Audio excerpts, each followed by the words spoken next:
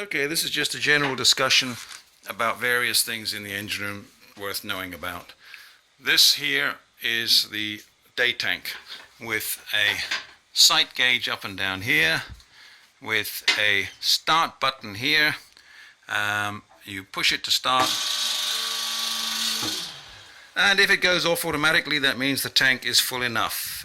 If it takes a bit of a while to fill up if the tank is empty. Now, in the event that the transfer pump, which is here, does not run, then you can close off the transfer pump by closing. You can use the hand pump, which is this one here. The hand pump is up there, so you open this valve for the hand pump, and you open that valve for the hand pump, and you close off the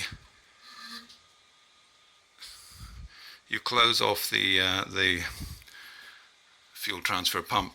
But the hand pump you can prime through this nut here. So if it's not pumping, just put a little bit of diesel inside there and that'll prime the system up. And that often helps the fuel transfer pump to prime itself if it hasn't been used in a long time. So close off your hand pump again, open up your pump down there and close off this valve as well. That isolates the hand pump. That's the hand pump, fuel transfer. These valves should all be open. They deal with generators, main engine and hot water boiler. Over here, this is your main seacock off valve. So if the boat's flooding, close those two valves. This is the hydraulics control for the anchor winch and the bow thruster. The bow thruster at the moment is bypassed because we have a hydraulic leak to the bow thruster which needs to be fixed in the dry dock, but the anchor winch is running okay. And the hydraulic tank is this tank over here, which is low at the moment because we are waiting to flush the system out in dry dock, fix the bow thruster and fill it back up again full. This over here is the steering pump for the autopilot. So that's the hydraulic steering pump, and it has its own header tank which you fill up on top of there. You can see that there. This here is the seawater pump for the main engine.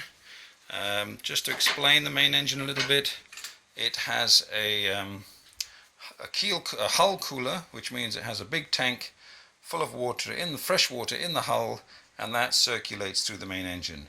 It does not have a heat exchanger, but this one here runs an oil heat exchanger, which is over there. That's the oil heat exchanger. And these two items here are what strain the keel cooler or hull cooler with a little pump. So in other words, the water down in the tank down here, you can see this is where it is down inside here, circulates the fresh water and cleans it all the time, so it needs checking every now and then. The generators also run the same way off the hull cooler. So we have no salt water heat exchangers apart from this one here, which runs off the pump that I've just shown you. This is the shaft lube oil tank, which is checked by pushing down and then raising up, and that is also a little bit low and needs to be filled up. So that's the shaft lube oil tank, propeller shaft lube oil tank. This is the reduction gear, where, as I said before, this is a constant turning gearbox with a variable pitch propeller. So once the clutch is engaged, the electronic clutch, the propeller is constantly turning on the boat.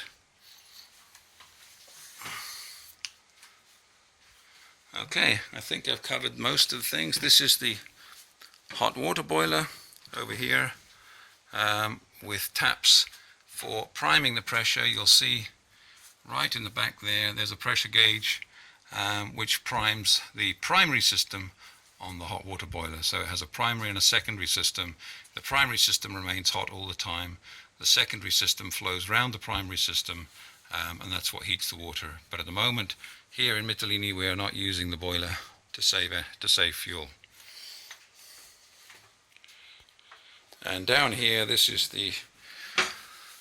one here is the hydraulic pump for the anchor winch and the bow thruster. It does seem to have a slight leak at the moment, which I haven't been able to find out where it's leaking underneath here, which needs a little bit of research. So that is the hydraulics for the anchor winch and bow thruster. And over here is the main engine fire pump, which runs the fire hoses on the foredeck and the wheelhouse deck. So that needs to be engaged, the valve needs to be opened, and that way you can run the fire pumps from the main engine, but you have to increase the revs sufficiently to get a good flow through. One other thing worth mentioning is this is the exhaust temperature gauge, or the that's the exhaust temperature gauge, and that, generally speaking, we try never to run higher than 350 degrees. If it's going higher than 350 degrees, then we need to either reduce the pitch or slow the revs down on the engine. Up here you have the main engine cooling fan, which is switched on in 3 different places. So the first one is to check that it's switched on up here. That's the first switch to check. The second switch to check is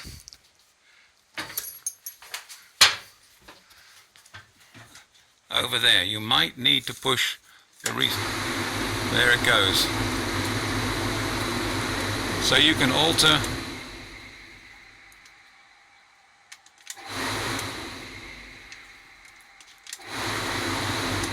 so that's the reset button, and the final switch is, I don't know if you can see it, the final switch is up here. So what we normally have is the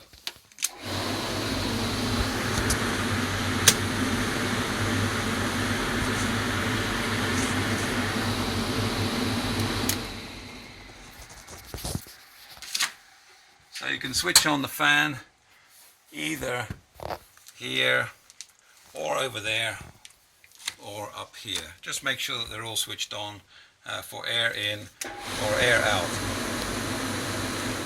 So you can have air in or air out. But once the fire alarm goes on, this reset button needs to be pushed in order to get it going again.